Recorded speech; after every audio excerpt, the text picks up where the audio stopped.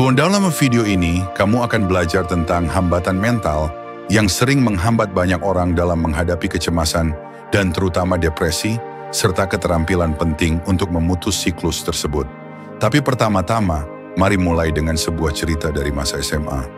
Dulu saya merasa cukup kesepian di SMA, sampai saya bergabung dengan tim lari lintas alam. Disitulah saya menemukan tribe saya, tempat aman dan tempat saya berteman dekat. Kami punya pelatih hebat, Bob Henke, yang sering menceritakan kisah-kisah motivasi. Misalnya saat ia mengikuti kejuaraan nasional dan sengaja tetap di posisi ketiga sampai akhir, agar bisa memanfaatkan utang oksigen untuk menyalip pelari lain. Atau kisah tentang seorang anak gemuk yang terus memperbaiki waktu larinya di setiap lomba dan akhirnya dijuluki PR Shumway. PR berarti personal record, catatan waktu terbaik seseorang. Kami bahkan mencetak kutipan-kutipan itu di kaos tim karena selain lucu, juga menginspirasi. Tapi satu cerita yang paling relevan dengan topik hari ini adalah ini. Pelatih berkata, kalau kamu turun ke basement dan melihat dua jenis es krim, coklat Oreo karamel yang luar biasa, dan satu lagi rasa vanila, mana yang kamu pilih? Kami semua bingung. Dia menjawab, pilih vanila. Kenapa? Karena kamu tidak mau. Sama seperti kenapa kita akan latihan sprint di tanjakan hari ini? Karena kamu tidak mau. Sejak saat itu, selama 3 tahun, setiap kali kami merasa malas latihan, kami cukup saling berkata, vanila, atau membentuk huruf V dengan tangan sambil tertawa, lalu kami pun berlatih keras. Kedengarannya sepele, tapi ini sebenarnya menggambarkan intervensi psikologis yang sangat efektif. Behavioral activation, yakni memaksa diri melakukan sesuatu yang baik untukmu, meskipun kamu tidak merasa ingin melakukannya. Saat kamu depresi, kamu merasa tidak ingin melakukan apapun yang sebenarnya bisa membantumu. Misalnya, tidak mau bersosialisasi, malas mandi, atau tidak mau berpakaian rapi.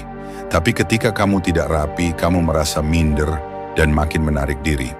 Dan siklus itu terus berlanjut. Makin sedikit bertindak, makin buruk perasaanmu. Banyak orang berpikir perasaan atau pikiranlah yang menyebabkan tindakan. Padahal tindakan juga bisa memengaruhi emosi. Saat COVID, banyak aktivitas menyenangkan tidak bisa dilakukan.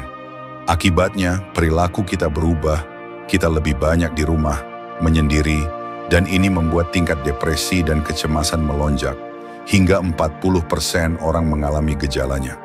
Perubahan ini bukan karena faktor biologis, tapi karena perubahan perilaku. Contohnya, kamu merasa sedih, jadi kamu tidak keluar rumah, lalu kamu makin sedih, lalu makin enggan keluar rumah. Tapi jika penarikan diri bisa memperburuk mood, maka bertindak bisa memperbaikinya. Pernahkah kamu pergi hangout walau awalnya tidak mood, tapi setelah itu malah merasa jauh lebih baik? Atau pernahkah kamu menyesal sudah berolahraga? Jarang sekali. Jangan tunggu sampai merasa berbeda untuk bertindak berbeda. Mulailah bertindak dan rasakan perubahan yang terjadi. Behavioral activation pada dasarnya adalah pura-pura semangat sampai benar-benar semangat. Ini bukan omong kosong, sains mendukungnya. Tindakan bisa mengubah kimia otak. Dopamin misalnya tidak muncul sebelum kamu bertindak. Ia muncul setelah kamu bergerak, karena ia adalah hormon penghargaan, bukan motivasi awal. Ada 2 alasan kenapa ini bekerja. Tindakan mendahului emosi. Saat kamu bergerak, tubuhmu berubah dan suasana hatimu bisa membaik dengan cepat. Olahraga adalah salah satu pengobatan depresi tercepat dan cukup efektif. Tindakan menciptakan pembelajaran baru.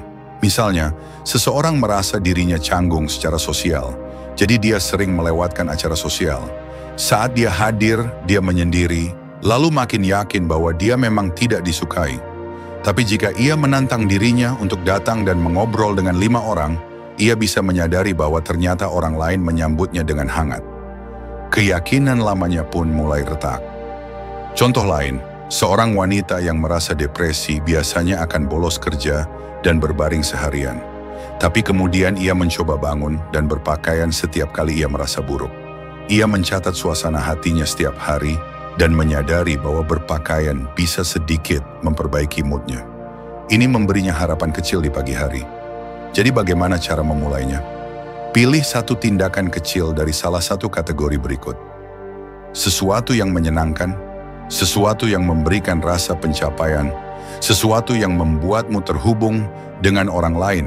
Jika terasa sulit, ingat prinsip ini. Emosi mengikuti tindakan. Jangan tunggu motivasi muncul. Bertindaklah dulu. Lebih baik lagi kalau tindakan itu berkaitan dengan nilai atau hal yang kamu pedulikan. Misalnya kamu depresi tapi sayang anakmu, masaklah sarapan enak untuk mereka. Jika kamu takut berbicara di depan umum, pilih topik yang benar-benar kamu cintai.